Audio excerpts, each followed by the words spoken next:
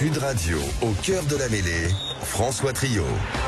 Au cœur de la mêlée, comme chaque dimanche soir, la seule émission du dimanche qui ne parle que de rugby avec Jean-Baptiste Elissalde ce soir, 18h10 au cœur des Springboks avec Dan Newman, l'entraîneur des avants champions du monde, pour comprendre la machine sud-africaine qui nous a broyé hier soir, 18h30.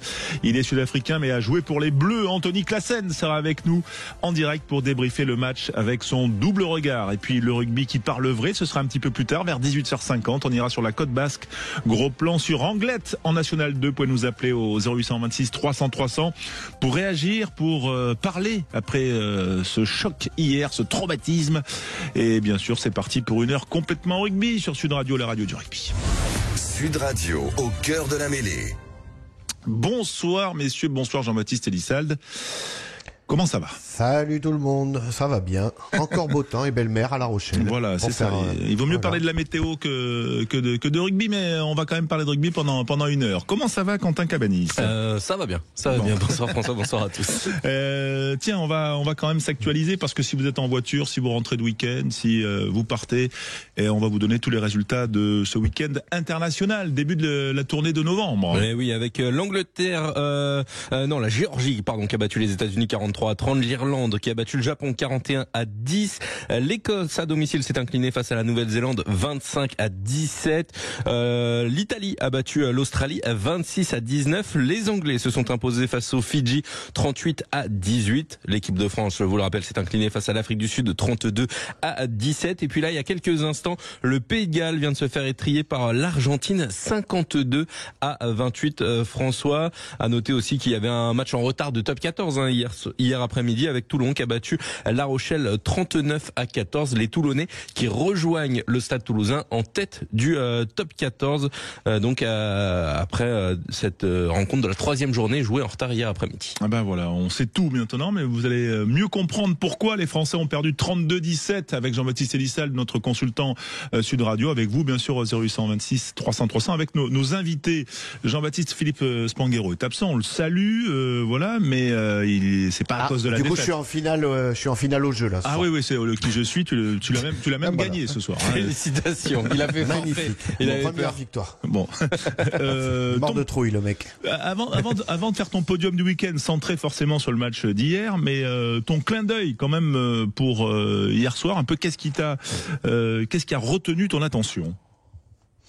Alors, mon clin d'œil, c'est, vous savez, quand on est coach, vous entendez surtout bien sortir du camp.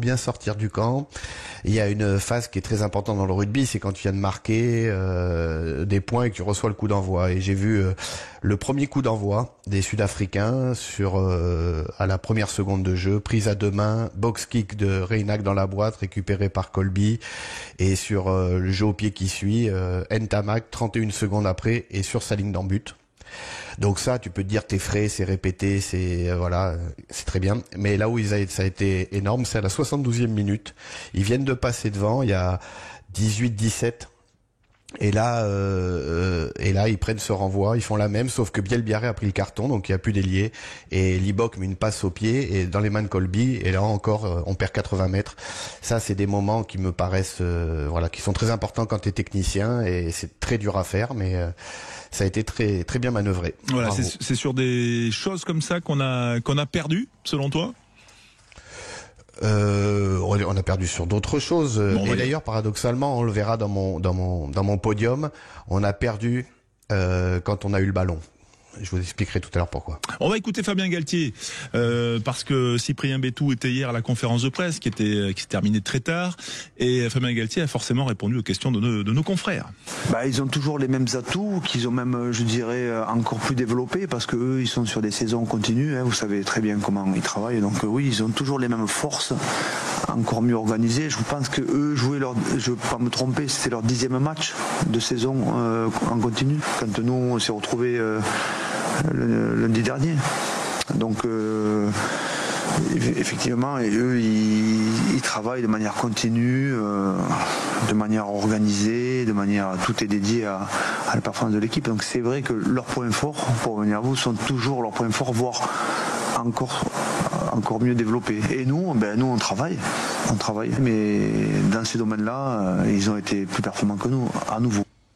Ouais, plus performant. Est-ce que l'argument, pardon Jean-Baptiste, mais est-ce que l'argument là de la série alors c'est 8 matchs d'affilée depuis mi-août, mais il y avait eu aussi les 4 matchs de juillet, mais il y avait eu un break entre les deux. Mais est-ce que cet argument-là, on va dire, on l'entend, mais on le connaît, ça fait, on va dire, c'est vieux comme le monde. Est-ce que quand même, voilà, et le fait d'entendre 5 entraînements, est-ce qu'on peut l'entendre? Je sais que t'es coach et j'imagine que tu vas défendre Fabien, mais voilà. Non, il n'est pas question. Le groupe France, il fonctionne aujourd'hui. Il y a eu la tournée développement entre guillemets en Nouvelle-Zélande. Voilà, les joueurs aujourd'hui, ça communique entre les staffs et le 15 de France. Bref, on va dire c'est plus une excuse les 5 entraînements aujourd'hui. Sans trouver d'excuses, c'est d'ailleurs je voulais me mettre dans mon clin d'œil, mais c'était pas assez technique. J'ai préféré parler de rugby. C'est quand même très difficile de construire une stratégie, une tactique, d'avoir des mecs qui arrivent, qui ont des pépins en club, qui peuvent pas s'entraîner le mardi, etc. Donc en gros c'est 5 entraînements, 5 fois 35 à 40 minutes avec de l'intensité que tu vas trouver dans ces matchs-là. Il faut pas mésestimer, on s'en rend même pas trop compte à la télé, mais quand on est en direct sur le terrain, ça tape d'une telle force que tout se fait, tu peux même pas le retranscrire tant à l'entraînement. Mais le fait d'avoir que ces 5-là, c'est surtout la proportionnalité par rapport à eux. Eux, ils sont ensemble depuis le mois de juin. Nous, on est vraiment une sélection qui doit tendre vers l'équipe. Alors, par tous ces rassemblements, le fait d'avoir été déjà 42 sur une avancée, etc. Mais eux, c'est un club. Peter Steph Dutoit, à 0 minute de jeu. J'ai cherché dans le championnat japonais, dans le championnat Charentais-Maritime, dans le championnat de Sud-Afrique du Sud. Il a 0 minute de jeu. Jelonche en face, il a déjà 9 matchs de top 14. Alors 7 parce qu'il est bien géré, 6 parce qu'il est très très bien géré. Mais et c'est sans chercher d'excuses, ça pèse dans la balance indéniablement. Oui, mais est-ce que là, aujourd'hui, dans la nature des relations entre la fédération et le club, est-ce que là, c'est audible? Parce que là, ça va agacer quand on entend l'argument. On n'a que 5 entraînements ensemble et tout. Quand il y a 42 joueurs qui sont mobilisés, qui font les allers-retours. Ce n'est pas du temps perdu, c'est notre fonctionnement. Et on verra à armes égales sur une compétition comme la Coupe du Monde. Voilà, alors maintenant, ils sont rentrés dans nos têtes. Il y a toute la dramaturgie. Je vois que nos confrères du Rugby Rama assassinent parce que ça fait du bien, ça fait machin. Moi, le technicien, en fait, je regarde pas ça. Je regarde, j'ai mon équipe, 5 ou 6 entraînements à plein, et je joue face à une équipe comme ça. Bien évidemment qu'ils ont, quand je vous parle des sorties de camp, nous, pour travailler, nous, ça a dû représenter 10 minutes d'entraînement, quand eux, ça en a fait 10 minutes multipliées par, ça fait 10 semaines qu'ils sont ensemble, ça fait 100 minutes. Et ben 100 minutes, ça peut être c'est parfait, c'est du papier à musique, c'est juste ça. C'est pas une excuse. Notre fonctionnement, il a progressé. J'étais à la Coupe du Monde en 2019, t'avais 23 mecs le dimanche soir qui arrivaient, 3 fracassés, tu démarrais le 19 avec 2 ailiers, c'était nos kinés qui jouaient à l'aile voilà. Donc ça a très bien progressé. C'est véridique ce que je vous dis. Voilà. Mais ils étaient bons ou pas? Il y avait Nico Jean-Jean qui était en pleine force de l'âge et de ses moyens, et l'autre c'était un kiné qui jouait à l'aile pour faire la mise en place. Ouais. Et moi, voilà, moi, à mon époque, c'était pas en équipe de France, mais c'était le chauffeur du bus qui jouait quand il y en avait un blessé. Toi, ça a changé quand même. Mais donc ça progresse. Les 42, faut rien remettre. C'est du miel pour Fabien et son staff. Mais en effet, face à la meilleure équipe du monde aujourd'hui, ça pèse dans la balance indéniablement quand tu es technicien, sans chercher d'excuses encore une fois. Ouais. Bon, j'imagine, on va faire ton podium rapide, mais que l'or, c'est bien sûr les Sud-Africains qui l'obtiennent ce week-end. Ouais, les Sud-Africains avec le bon coaching, après le carton rouge, de la maîtrise, du réalisme, cette force de l'habitude, que rien peut t'arriver, que dans le chaos total, avec un carton rouge, des faits de jeu, etc. Et ben tu t'en sors parce que t'es solide sur les fondamentaux, solide dans tous les domaines et surtout tu crois en ton projet, t'es solide dans la tête. Donc ça c'est vraiment ce qui ressort cette semaine. On va avoir Dan Newman dans un instant, l'entraîneur de la mêlée sud-africaine. Ta médaille d'argent pour toi. Ben ma médaille d'argent, paradoxalement, c'est ce que je vous disais tout à l'heure, c'est ce qui nous fait pas gagner le match. Alors, il nous le fait pas perdre, mais il nous le fait pas gagner. C'est notre animation offensive. Alors, ça dure que 17 minutes, entre la 43e jusqu'à la 55, 56, alors on va dire 60e en gros, où on multiplie les séquences, on commence à revoir ce qu'on a vu pendant le tournoi. Alors, c'est même plus des cellules, c'est 5, 6, des fois même 8 avant qui se projettent sur une ligne, en première ligne d'attaque, qui arrivent à se faire des petites passes, on tourne autour de le Garec, on joue dans le sens, et là, il y a des surnoms, on parle des zonages de 2-3 quarts, il y a des surnoms qui arrivent, c'est des séquences qui sont travaillées, c'est notre mouvement général, notre identité, notre jeu.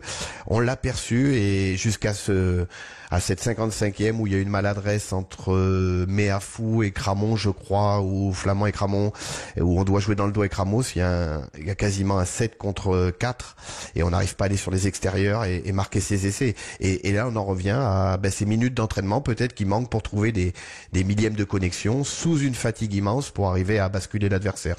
Donc, notre animation offensive a été plutôt bonne. Elle nous a permis d'avoir des occasions, mais on les a pas mis au bout, et ce au nombre de 4, 43, 45e, 55e et 52e. Voilà, ça fait beaucoup quand même, mais en tout cas, ça fait partie de... Toi, tu le vois comme une note d'espoir. Le bronze, on va le faire un peu plus tard, parce que on va faire une petite pause, le temps qu'on se connecte avec Dan Newman, qui est en Italie.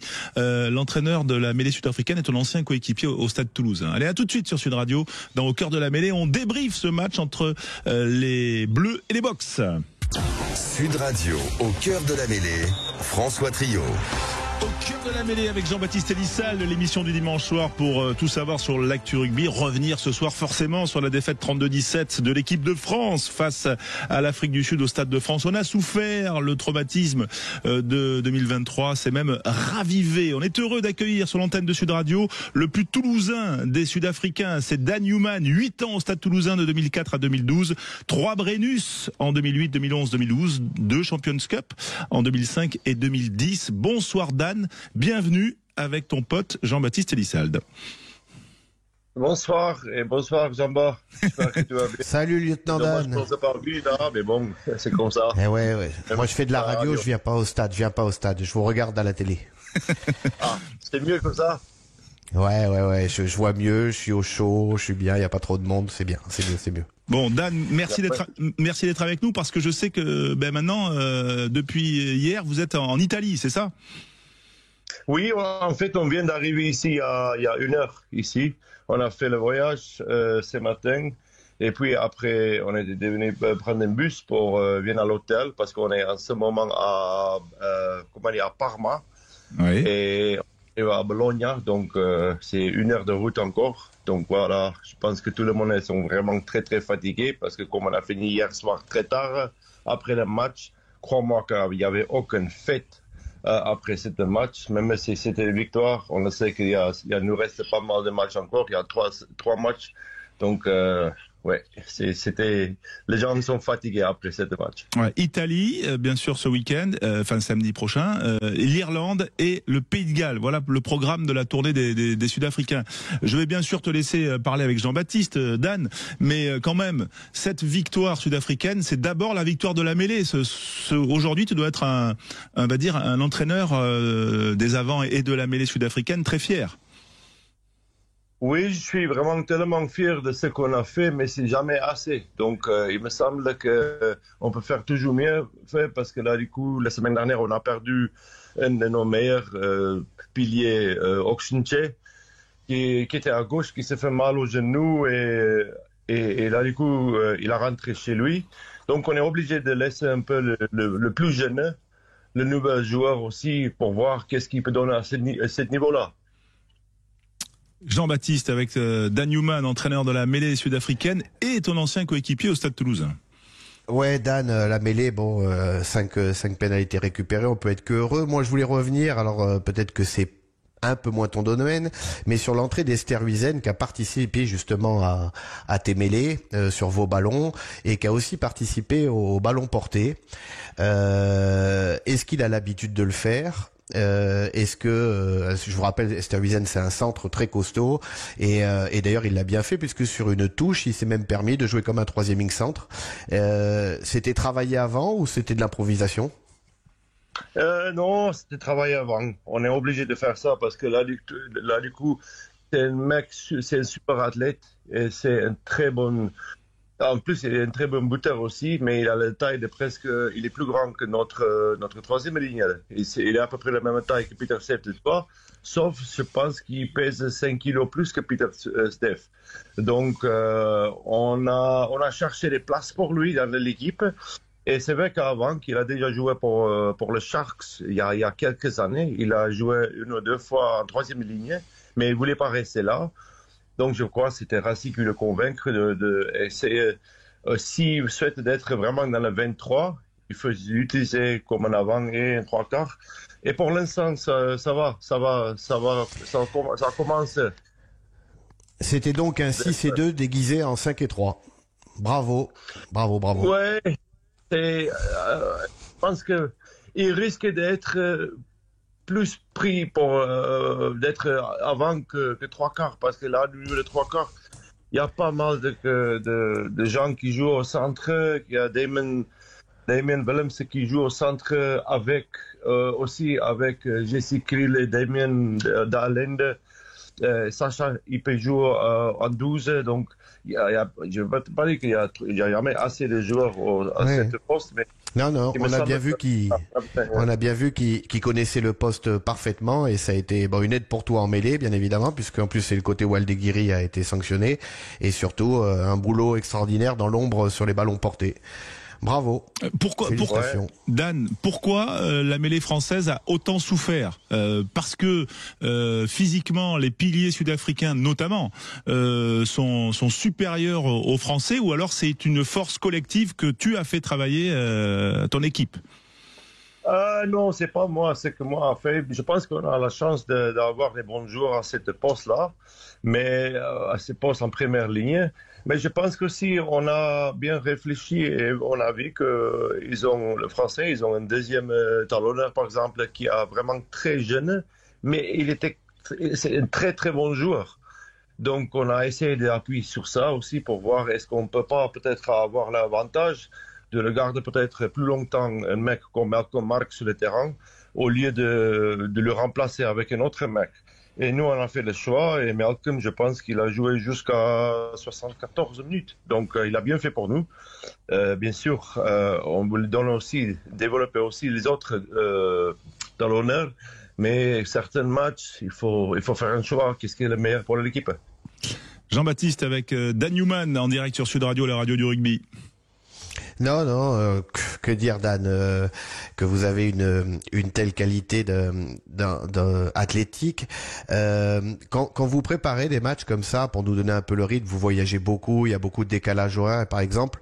La semaine qu'il va y avoir avant d'affronter le match de l'Italie, combien vous avez d'entraînements vraiment collectifs où vous mettez de l'intensité, si tant est qu'il y en ait un? Au moins 2 fois, Jamba. Je pense que ce sera mardi et mercredi. Jeudi, on est off. Lundi, ça va être un peu comme on a fait beaucoup le voyage hier. Aujourd'hui, je pense que les joueurs, ils vont essayer peut-être le préparateur physique, ils vont faire un choix. On va voir là, c'est tout à l'heure. On a un rendez-vous là maintenant à 19h30 avec le Rassi et tous les coachs quand on choisit l'équipe. Et pour voir qu'est-ce qui est le meilleur pour les joueurs. Comme il nous reste encore 3 matchs après cela. Mais heureusement, on a fait changer l'équipe toute l'année. Donc, je pense que tout le monde sera frais pour affronter l'Italie aussi. Donc, voilà. Dan, parle-nous quand même de Rassi Erasmus, parce qu'on a l'impression qu'il est vraiment rentré dans la tête de Fabien Galtier. Voilà, mais comment il est? C'est le boss. Donc, comment ça se passe quand on est son adjoint? C'est un peu comme à l'époque Guy Novès. Il faut toujours lui proposer des choses nouvelles. Il faut toujours le surprendre quand on est son adjoint. Non, écoutez, moi, ça fait bizarre parce que avant, moi et Jamba, on a joué ensemble au Stade Toulousain. Moi, j'ai joué 4 ans avec Rassi au Cheetahs. Et puis après aussi 1 an au Stormers avec lui. Donc, ça fait 30 ans qu'on se connaît. Et du coup, moi, j'étais à la ferme. Et lui, il me cherchait là pour voir est-ce que j'ai pas envie d'être, entraîneur avec lui, là. Et donc, nous, une relation ouverte. Et donc, il a toujours l'innovation dans le jeu. Il réfléchit à beaucoup de choses. Bien sûr, on voit aussi qu'est-ce que l'adversaire il fait. Mais bon, nous, on surtout, on concentrait d'abord de tout ce qu'on fait pour essayer toujours de ce qu'on fait, ce qu'on est pas mal avec. Par exemple, si c'est les molles ou si c'est des ballons portés, c'est les choses qu'on essaie d'être toujours mieux et mieux. Donc voilà. Insister sur ses points forts. Oui, on essaie de rester sur ça d'abord. Bien sûr, l'adversaire c'est très important aussi, à mon avis, et c'est ce qu'on pense qu'il faut connaître l'adversaire mieux que notre jeu. Donc, si tu fais pas ça à ce niveau-là, j'arrive pas on va pas arriver d'être performant, je pense pas.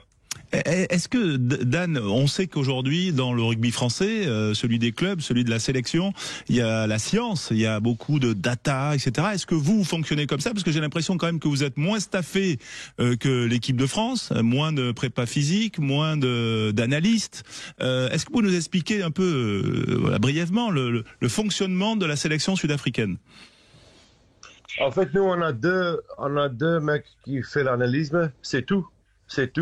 Parce que moi, je pense que, par exemple, au niveau des mêlées, les molles, tu peux avoir tous les stats et tout ça, mais c'est pas la peine. Il vaut mieux que tu vois ça toi-même, vraiment toi-même, et concentré.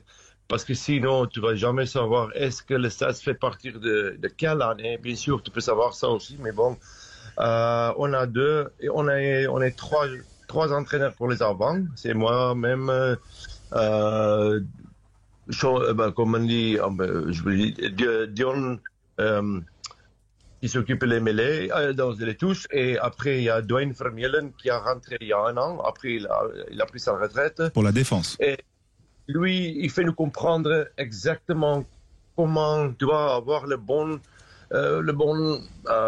travail entre les joueurs, entre l'ancien joueur, parce que lui, il comprend beaucoup mieux que nous qu'est-ce que c'est d'être un joueur aujourd'hui, que nous, comme on a joué il y a 12 ans, il y a 10 ans. Donc, à la préhistoire.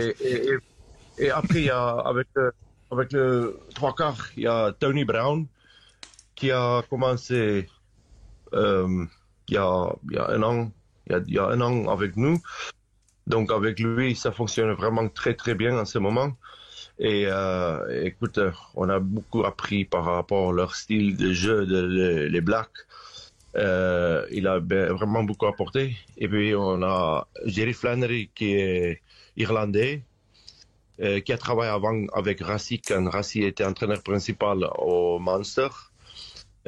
Aussi Felix Jones, qui est parti pendant 1 an en Angleterre et puis a quitté l'anglais et il est revenu sur Afrique du Sud où c'était bien marché pour lui parce que comme lui il a déjà gagné 2 coupes du monde comme entraîneur et je pense que c'est tout. Et bien sûr il y a mon grand pote aussi Jaco Peyper, l'ancien arbitre qui était l'arbitre la dernière fois je pense que pour l'ouverture de Coupe du Monde entre Nouvelle-Zélande et la France. Mais Jean-Baptiste, pardon Dan, mais j'ai l'impression quand même que quand on parle de 2 analystes ou 2 prépa physiques, enfin 2 analystes, Dan nous disait, c'est un peu l'éloge de la simplicité par rapport à ce que aujourd'hui on connaît en club, en top 14 ou en sélection. Bon, ils voyagent beaucoup, hein. Ils peuvent pas non plus avoir une colonie, mais non, c'est à peu près pareil. Par exemple, Bordeaux qui a récupéré le préparateur physique de l'équipe de France, Thibaut Giroud, fonctionne avec ce mec qui maîtrise toutes les intensités d'entraînement, qui sait dans quel domaine on doit apporter les joueurs. Est-ce que, par exemple, comme l'a dit Dan, certainement que demain les mecs sont fracassés. Le préparateur physique, il y a un chef, souvent avec 1 ou 2 mecs qui sont avec lui. Pareil au médical, un médecin, 2 ou 3 kinés, ils doivent avoir beaucoup de physios qui viennent de l'extérieur pour les masser, des petites mains pour les masser les jours de récup. C'est une vie qui s'organise autour. Alors c'est surtout ce qu'on en fait de la data. On peut en avoir des feuilles et des feuilles de statistiques, mais comme l'a dit bien Dan, ils ont aussi ce flair et comme tous les entraîneurs, on s'en sert pour certaines choses, pour prévenir les blessures, pour gérer les cadences d'entraînement, mais tout n'est pas data. On peut s'en servir pour les statistiques de jeu au pied aujourd'hui par exemple, mais tout n'est pas data, bien évidemment.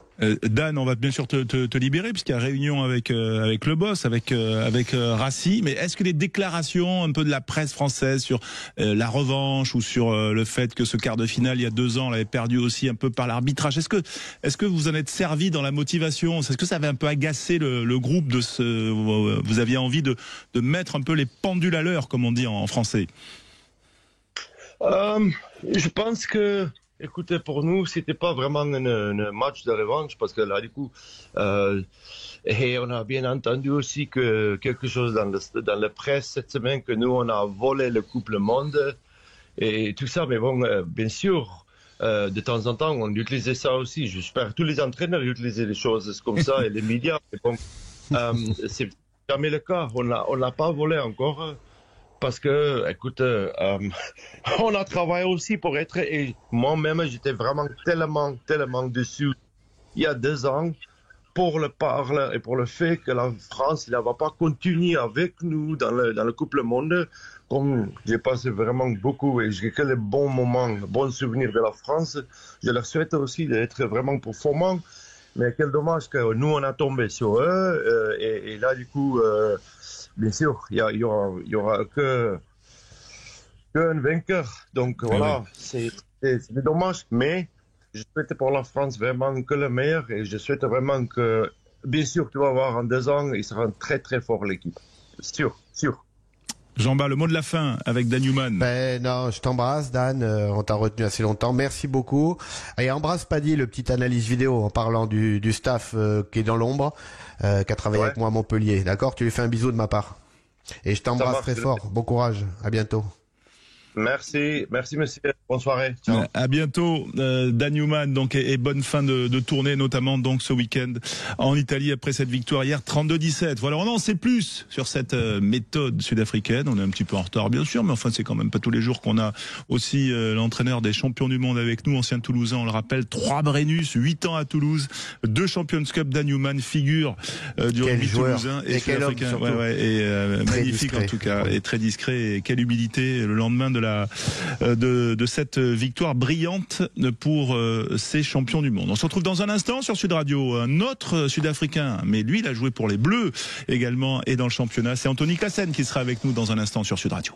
Radio, au cœur de la mêlée, François Trio. Au cœur de la mêlée avec vous, les auditeurs Sud Radio, vous êtes les bienvenus au 0826 300 300, passionnés de rugby bien sûr, avec Jean-Baptiste Elissalde, notre consultant, ancien coéquipier, on le disait, de Dan Newman, et ancien adversaire d'Anthony Claassen, notre invité qui a passé 15 ans dans le top 14, à Brive, à Castres, au Racing. Il a même terminé sa carrière à Suresnes en national, mais enfin 15 ans de top 14, 2 titres de champion, l'un avec Castres en 2013, l'autre avec le Racing en 2016. On est ravis d'accueillir Anthony. Bonsoir et merci d'être avec nous.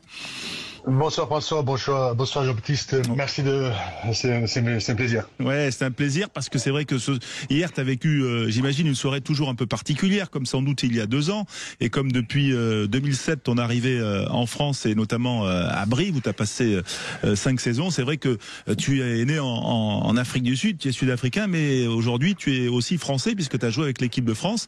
Ton cœur était comment hier au Stade de France, Anthony? Oui, donc voilà, c'est vrai que j'ai grandi en Afrique du Sud et puis j'ai joué pour l'équipe de France, donc ces matchs, c'est toujours les matchs particuliers, mais bon après, surtout après la Coupe du Monde de 2023, j'aurais bien aimé que l'équipe de France peut-être, on a beaucoup parlé de la revanche, qu'on puisse la reprendre, mais bon. Si on voit l'état de l'équipe sud-africaine actuelle, c'est des monstres, donc ils se montrent en ce moment. Ouais. Jean-Baptiste, Anthony, je vous présente pas. Vous connaissez, vous êtes croisés. Voilà. Un petit peu, ouais. Oh, pas trop. Oui, un petit peu. Moi, j'ai essayé de l'éviter. Un peu autour de la mêlée là pour le chafouiner. Je n'arrive pas à le rattraper non plus.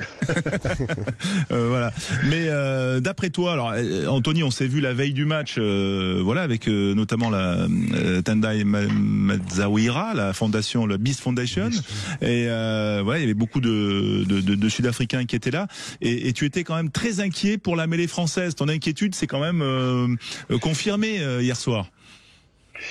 Oui, on a brièvement parlé vendredi soir et c'est vrai que j'avais inquiétude pour la mêlée. C'est un peu comme en 2023, c'est là, je pense que où l'équipe de France a perdu le match, c'était en mêlée. Donc hier soir, c'était exactement la même histoire. Donc et aussi le fait que bon, c'est le premier match qu'ils jouent ensemble depuis quelques mois. Et les Sudaf viennent de sortir des 4 nations avec les gros matchs, grosse intensité. Donc du coup, je te l'avais dit, en premier mi-temps, ça va être très très serré, mais en deuxième mi-temps, je pense que ça va être un peu compliqué pour les Français. Et bon, voilà, c'était exactement le cas hier soir. Ouais, mais quand même, Jean-Baptiste, à une époque que tu as connue aussi, mais qui est pas si lointaine que ça, et toi aussi, Anthony, puisque toi, tu as joué en équipe de France, quoi, 2013-2014 à peu près, Anthony. Oui, exactement. Et bon, souvent, les Sud-Africains, ils étaient ensemble depuis longtemps, mais en novembre, quand ils arrivaient, ils étaient un peu fatigués quand même, Jean-Baptiste. Oui, là, ils nous ont pas semblé fatigués. Hein. Non, mais ils jouaient beaucoup plus aussi dans leur club et il y avait beaucoup plus aussi de joueurs qui jouaient dans les championnats étrangers. Aujourd'hui, je vous le répète, il y a un grand nombre de joueurs qui se préparent uniquement pour ces 20 matchs internationaux. Et encore, ils n'y jouent pas tous parce qu'ils font beaucoup tourner. C'est une équipe à part entière qui mange, qui dort ensemble, presque plus qu'une équipe de club. Ils partent sur des durées très longues, se préparer rien que pour ça. Ils maîtrisent leur projet. Ils doivent avoir aussi pas mal de moments où ils doivent sortir des hôtels, sortir du projet justement pour vivre un petit peu. Et ils se retrouvent puisqu'ils sont entre eux, ils sont toujours entre eux. Et ça, c'est une force incroyable pour eux. Et je pense qu'à notre époque, il y avait peut-être pas autant de différence. Et les joueurs jouaient beaucoup plus eux aussi. Ouais, Anthony, ton regard sur ce point-là. Ben, je suis d'accord avec Jean-Baptiste. Je pense que les Sudaf sont préparés en fait seulement pour les test matchs et c'est pour les Springboks. Ils jouent beaucoup moins en club. Il y a des joueurs qui jouent avec pas mal qui jouent au Japon où on sait tous que c'est pas la même intensité. Il n'y a pas autant de matchs que par exemple en top 14 où on regarde les mecs qui jouent quasiment tous les week-ends. Tu joues une trentaine de matchs par an, donc forcément il y a la fatigue. Mais aussi avec la saison qui est un peu mondial, on va dire, avec les Sud-Africains qui jouent en Europe aussi. Donc du coup, c'est un peu le même saison pour eux aussi. Donc c'est vrai que ils sont pas si fatigués qu'il y a 10 ans, 15 ans, mais les mecs sont beaucoup plus frais qu'avant. Donc Anthony Claassen, toi qui as été international français mais qui a été biberonné au rugby sud-africain, tu connais parfaitement ce rugby-là. Ton papa était un grand joueur, un grand Springbok des années 80. Il y a à peu près 600 000 licenciés dans le rugby sud-africain. Est-ce que là on a l'impression que ils sont vraiment au-dessus de tout le monde? Ils ont mis 40 points mi-septembre aux Néo-Zélandais en Nouvelle-Zélande. Ils en ont mis 67 face à l'Argentine. On a l'impression qu'ils remportent toutes les deuxièmes mi-temps. Est-ce que la source du rugby sud-africain est intarissable? Parce que quand je dis 600 000 licenciés, c'est 2 fois plus que les Français. Hein. Oui, même s'ils ont beaucoup de joueurs, je pense que c'est vraiment une culture là-bas. Le rugby en Afrique du Sud, c'est une culture. Donc dès qu'on t'es né, on te met un ballon dans les mains et puis tu dis allez vas-y, va jouer. Donc même aux familles avec les barbecues, tous les enfants ils jouent au rugby, donc je pense que c'est vraiment, ça fait partie de la culture, donc on le voit actuel. Et puis ils sont loin devant les autres, oui, on peut dire ça, mais après il faut dire chapeau aussi à un entraîneur comme Rassi Erasmus qui, ça fait quoi, depuis 2018 maintenant qu'il a réussi à vraiment créer un groupe de joueurs autour de lui. Et on fait tous confiance, et puis à chaque fois qu'il y a un nouveau joueur qui rentre dans l'effectif, c'est eux, ils sont d'accord avec le système, comment ça fonctionne, parce qu'on voit hier soir pour une centaine de matchs ici à Conissi, il s'est fait sortir à la mi-temps parce que il a compris en fait c'est le plus important c'est l'équipe et c'est pas le joueur, donc voilà, il a vraiment réussi à créer quelque chose de spécial. Voilà, mais les talents, il y en a à foison comme ça, il y en a beaucoup qui vont arriver, comme hier on a découvert pour le grand public français Sacha Feinberg qu'on voit déjà arriver mais qui a que 23 ans. C'est vrai que il y a toujours eu la robustesse, la force, la puissance des avants qu'on a encore vu hier soir, mais il y a désormais on les a battus en Coupe du Monde moins de 20 ans, on les a encore battus hier aussi d'ailleurs au match moins de 20 ans. Hein. Ouais. Voilà. Oui. Donc tout n'est pas, je vous entends parler, voilà, c'est pas non plus.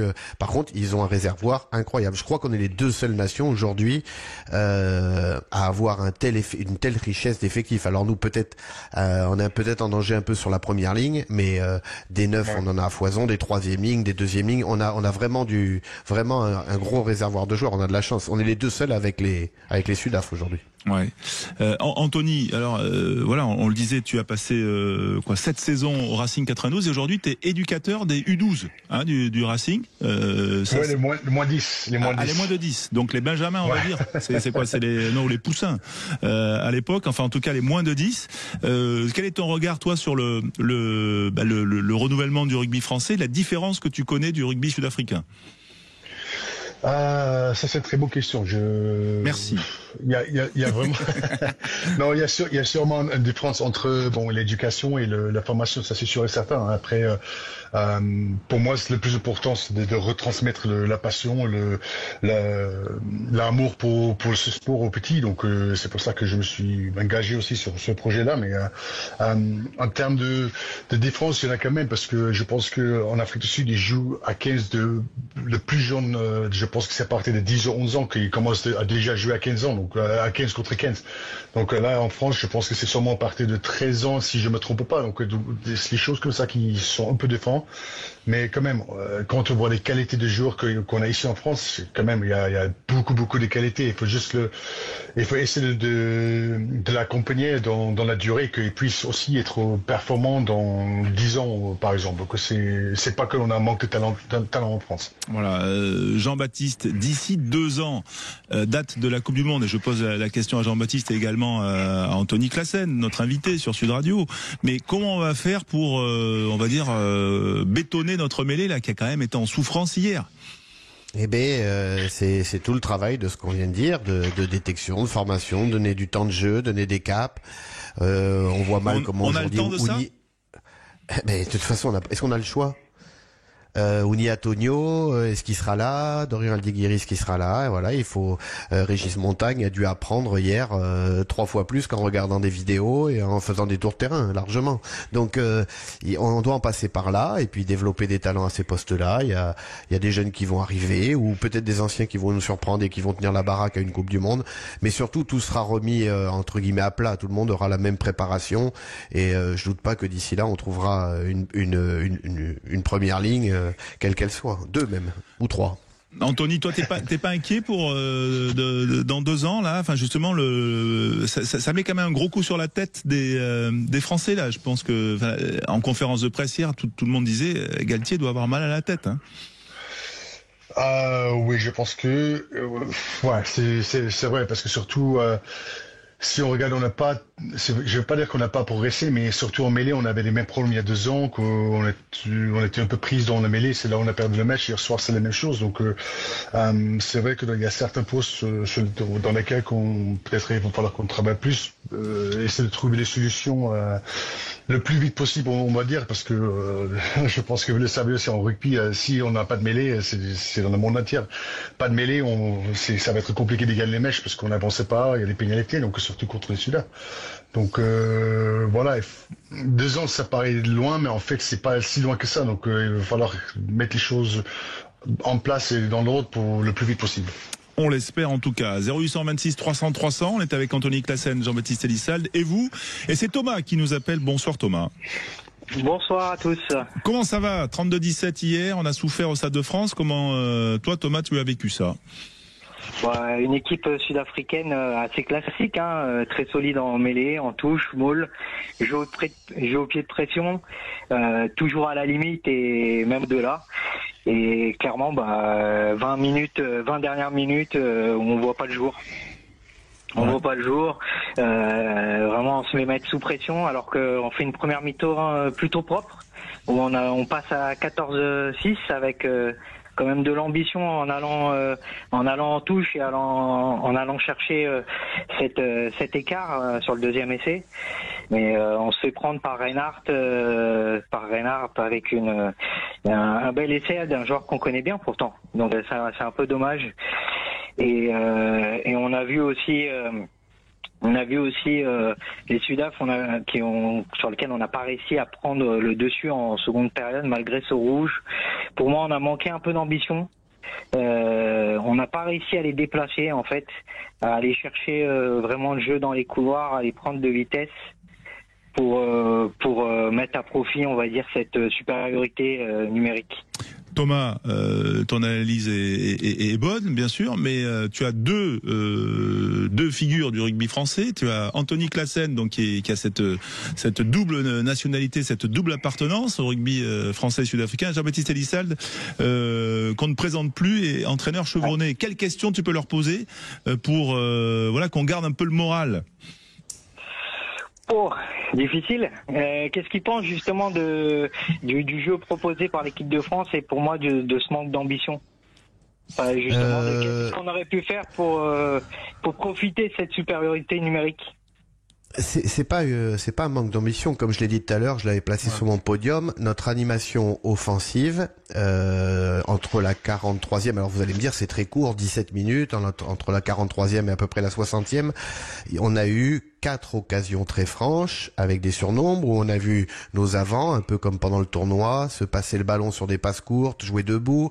On a vu nos 3/4 dézonés derrière. On a vu Penaud faire une différence sur l'aile de Bielbiarré et Bielbiarré faire une différence sur et arriver à ce 7 contre 4 au niveau international. C'est incroyable d'avoir autant de surnombres, et on les a pas mis au bout. Ça a été le point de bascule, le point de rupture.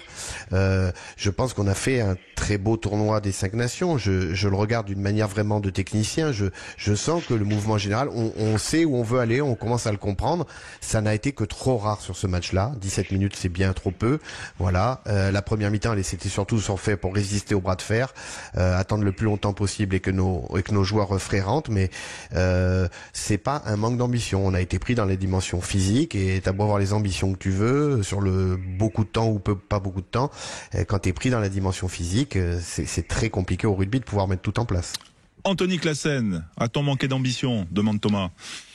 Non, je ne crois pas non plus. Je suis d'accord avec Jean-Baptiste que c'était pas un manque d'ambition, parce que surtout le deuxième mi-temps jusqu'au 60e, comme Jean-Baptiste a dit, qu'on a vraiment réussi à mettre en difficulté les Sudaf, surtout avec le rush défense. On a réussi à faire les passes après contact, et puis c'est là où on a vu qu'il y avait vraiment les brèches et l'espace à l'extérieur. C'est peut-être le fait qu'on a les mecs n'ont pas beaucoup joué ensemble depuis quelques temps, et puis les manques de repères qu'ils n'ont pas réussi à finir les coups. En fait, c'est dommage, parce que je pense que au moins si tu marques 1-2 essais de plus, ça change complètement le match. Donc je pense pas que ce soit un manque d'ambition, c'est juste une question de finir les coups, surtout à ce niveau-là. Après, contre les Sudaf, ça tabasse très fort devant, et à la fin, les dernières 20 minutes, t'es fatigué, t'as été rincé tout le match, t'as pris les mecs, les joueurs de 120 kilos dans la tronche toute la soirée. Donc du coup, le dernier 20 minutes, ça va payer avec les ballons portés, avec les mêlées. Donc c'est pour ça, dès qu'il y a l'occasion de marquer, il faut marquer. Voilà, et l'usure sud-africaine. Merci Thomas d'avoir été avec nous en direct sur Sud Radio. Voilà, on espère que les Français vont réagir face aux Fidji et à l'Australie. Enfin, réagir en tout cas, ressortir la tête de l'eau. Il faut que ça tourne, Jean-Baptiste, face aux Fidjiens et aux Australiens. Comment tu activerais tout ça là? Non, déjà il faut voir les bobos. Tu sors pas d'un match comme ça indemne, mentalement et physiquement. Et déjà il faut enlever la peinture sur les visages, parce qu'il y avait la peinture verte. Il faut se démaquiller. Et après, je pense que ça sera à la marge. Sincèrement, le chamboule-tout chez Fabien Galtier n'a jamais trop existé, hormis quand il l'est forcé pendant les tournées d'été. Mais ça sera vraiment à la marge. Voilà, Anthony, derrière, peut-être des changements pour toi? Je ne sais pas trop. Ça dépend des blessures aussi, comme il avait dit aussi, qui va être apte pour ce match-là. Je pense que c'est pas toujours le cas de faire autant de changements après une défaite. C'est important de essayer de garder l'occasion d'essayer de faire quelque chose pour 2027. C'est vrai que les Sudaf, ils ont réussi à faire ça pendant quelques années maintenant, où ça fait tourner l'équipe, mais tout le monde connaît un peu leur rôle et leur place de l'équipe, et je pense que c'est important que nous on puisse faire la même chose, surtout avec les 18 mois avec moi avant la Coupe du Monde. Eh ben on l'espère en tout cas. Merci Anthony Claassen d'avoir été avec nous. Grand plaisir de t'avoir sur notre antenne Sud Radio, la radio de rugby. On se retrouve dans un instant pour la dernière partie de cette émission. Petit clin d'œil au rugby, on va dire amateur, mais on va parler de National 2 notamment, on va aller à Anglette. Restez avec nous sur Sud Radio. Sud Radio, au cœur de la mêlée, François Trio. Au cœur de la mêlée avec Jean-Baptiste Elissal, Quentin Cabanis, toute l'équipe Sud Radio bien sûr. On a parlé de France-Afrique du Sud, cette défaite, essayer de comprendre, on en sait plus maintenant. On voulait aussi quand même parler du rugby d'en bas, mais d'en bas géographiquement, avec notamment ces matchs de National 2, Quentin, avec quelques résultats et notamment Anglette, parce qu'il y avait un choc de bas de tableau là. Tu vas rire, François, j'ai absolument tous les résultats sauf celui-là. C'est magnifique. En tout cas, on peut dire que Tyros a perdu à domicile contre l'US Salle 34-27, que Saint-Jean-de-Luz a battu Orléans 22-21, que Marmande a battu Drancy 33-18, que Valence d'Agen a battu Mauléon 23-18 et que Langon a battu Nantes 32-7. Et il manque un résultat, c'est celui entre Anglette et Groyer, et je pense que quelqu'un pourra me donner la réponse. Ah bah oui, c'est Jean-Louis Lahargou, coprésident d'Anglette. Moi j'ai l'impression que ça s'est bien passé. Jean-Louis, bonsoir. Oui, bonsoir. Oui, ça s'est passé pas trop mal. En effet, on a battu donc Groyer 22-16. Mais j'ai du mal à donner des tarnés perdants, moi, tu sais, ça me fait mal. Et c'était un choc de bas de tableau, Jean-Louis. Il y avait un peu de pression. Il y avait un peu de pression et il y en avait, pour tout dire, il y en avait plus chez nous, parce qu'on était dernier déjà. Voilà, on était sur une dynamique hyper négative, avec quelques coups du sort, tout ce qui se passe quand on n'est pas bien, les blessures, les absences, tout ça. Et voilà, on avait quand même l'occasion de recevoir une équipe qui était un petit peu dans la même situation que nous, et bon, on avait plus que d'habitude, on avait quand même la pression. Il fallait à tout prix qu'on gagne. Alors le sentiment, pour tout vous dire, il est un petit peu mitigé quand même, puisqu'on gagne 22-16, mais jusqu'à la dernière minute, on avait le bonus offensif. On était à 22-9 et on avait 3 essais 0 et on prend l'essai sur le gong qui nous enlève ça. Mais bon, c'était très très important. C'était quand même le match de la peur. Pour nous, c'était très très important de gagner aujourd'hui. On est content de vous avoir avec le sourire parce que là, vous êtes désormais 11e avec 11 points. Si les calculs sont bons après 8 matchs disputés. Alors c'est pas glorieux, mais il fallait à tout prix remettre la marche avant. Il y a eu sur le contenu, il y a eu des choses quand même qui sont redevenues positives. On a récupéré quelques joueurs qui étaient absents de longue durée. Voilà, on va prendre un petit peu les plaisirs là où ils sont. On n'est pas encore, on est sauvé de rien. On n'est pas, mais on est toujours dans le dur. Mais c'était très important aujourd'hui pour nous de basculer du bon côté. Voilà, il y avait pas de top 14, pas de, je sais pas s'il y avait de la Pro D2 ce week-end. Il y en avait. Oui, vendredi, on l'a vécu sur Sud Radio. Mais est-ce qu'il y avait du monde dans votre stade aujourd'hui? Sans plus. Voilà, sans plus. Bon, les joueurs sont quand même aujourd'hui. Mais justement, ça nous c'est le problème, parce que quand il fait beau, il y a des endroits où ça mène du monde, et nous, quand il fait beau, ça nous en sort. Donc, il y avait pas énormément de monde, mais il y a quand même, vous êtes bien placé, il y a quand même en ce moment une offre de rugby quand même qui est très très forte, et c'est vrai qu'on en souffre un petit peu sur le niveau intermédiaire là, de national, tout c'est compliqué quand même de faire venir beaucoup de monde au stade, avec tout ce qui se passe à la télé, tout ça, c'est voilà. Il faisait beau là, même à La Rochelle, c'est pour vous dire, Jean-Louis. La différence avec le Pays Basque, c'est qu'à La Rochelle, quand il fait beau, on va au bord des terrains. J'ai été voir Pulboro-Poitiers, Pulboro recevait, alors je sais pas ce que c'est comme division, j'ai du mal avec les fédérales. Enfin, Pulboro recevait Poitiers et j'ai vu un très très bon match de rugby. Je leur fais un clin d'œil parce qu'ils travaillent bien. Ouais. Bravo. Bon, super. Ouais. Et je profite de l'occasion, parce qu'on n'a pas trop souvent, mais ce que vous dites, c'est très très vrai. Les amateurs de rugby, voilà, il faut qu'ils sachent que sur les matchs de fédéral, national, il y a du très très bon rugby et joué par des gars qui sont. Ouais, ce sont des joueurs plus réactifs et qui mettent ce qu'ils peuvent y mettre. Mais il y a souvent des très très très bons, et les gens qui viennent pas souvent sont quand même très très surpris souvent quand ils viennent du niveau de ce qu'ils voient. Faut quand même, surtout dans votre coin, surtout dans le coin là-bas, c'est le pays du rugby. Au Pays Basque, tu vas au fin fond de n'importe quel village, il y a un terrain de rugby, et en effet, t'as des joueurs de rugby, des mecs.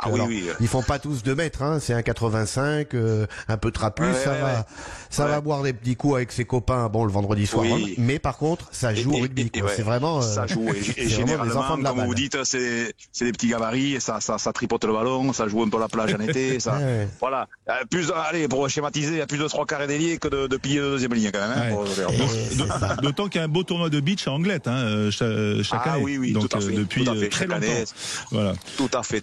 Ça amène du monde. Ouais. Bon, c'est vrai. Juste votre regard quand même très rapidement sur le match d'hier, là, les Français face aux Sud-Africains, Jean-Louis. Coprésident Lahargou, coprésident d'Anglette. Ben écoutez,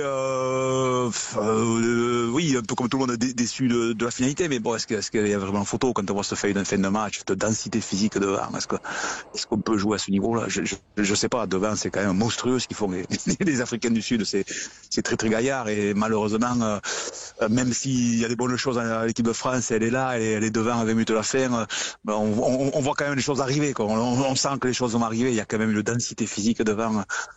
C'est compliqué de rivaliser avec eux, quoi, en ce moment, il me semble. Bon, vous savez, ça reste mon avis, quoi. Ouais, non, mais c'est un bon avis qui confirme aussi les avis qu'on a eu précédemment de Dan Newman, Anthony Classen qui était à notre antenne depuis 18h, et puis Jean-Baptiste Elissal. Et Jean-Louis, vous savez que Jean-Baptiste, là, il est, pour l'instant, il se roule pas les pouces. Il travaille avec nous pour Sud Radio, mais enfin, il aime bien entraîner. Alors, si jamais vous voulez un petit consultant de temps en temps, voilà. Je sais qu'il connaît la région, parce que son père est pas très loin et tout ça. Voilà, on sait très bien que. Et puis c'est un nom quand même qui sent bon chez nous, ça. Sincèrement, avoir une petite semaine de vacances avec ma famille, bon, dire devoir 2-3 entraînements, ça peut se passer. Bravo. Eh bien, écoute, il n'y a pas de souci, tu as mon téléphone. Voilà. Allez, super. Voilà. Bon, en tout cas, on vous souhaite une bonne suite de saison et on aime toujours parler du rugby dit inférieur ou amateur, enfin je sais pas comment le dire, mais en tout cas d'en bas géographiquement, je parle d'Anglette et de la côte basque, de la côte landaise, du sud-ouest et de tous les terroirs que l'on aime, les territoires que l'on aime. Merci Jean-Louis. Merci pour l'invitation. Et à très bientôt sur l'antenne de Sud Radio. Au revoir, à bientôt. Dans un instant, d'abord on va se dire au revoir Jean-Baptiste, merci Quentin, merci à Quentin Barbaza, Cyprien Bétou, voilà, et à vous également de nous avoir suivis. On va retrouver Judith Belair, c'est excellent. Et puis les news à suivre dans un instant. Merci et bonne fin de week-end.